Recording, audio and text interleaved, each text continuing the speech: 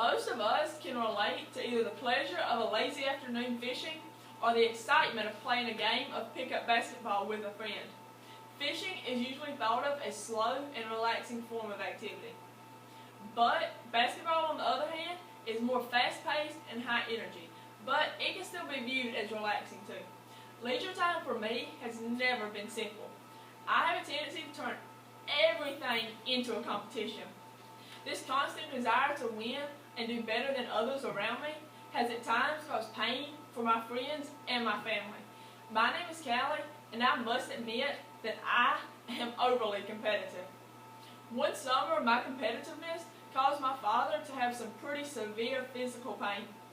We're fishing at my grandparents' bass pond. All of us were catching fish, but my brother had caught a bigger fish than I did. Daddy told us it was time to go, but because I wanted to outdo my brother, I begged him to let me cast just one more time in hopes of catching the big one. He finally gave in to my constant begging and allowed me to cast one more time.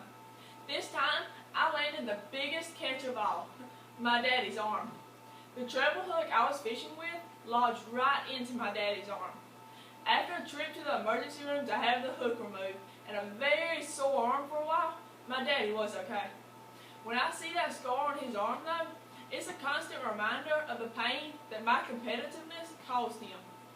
Another time that I caused someone to get hurt was when I challenged the star of my basketball team at my high school to a three-point contest. She was good. She beat me the first time. But just like with fishing, I could not accept getting beat by someone else. I yelled, "Let's go," for best 2 out of 3. She quickly agreed since she had beat me so bad the first time. I took the first shot of that second game, and as she was trying to block me, she slipped and fell. After I made the shot and scored, I noticed that she was still on the floor.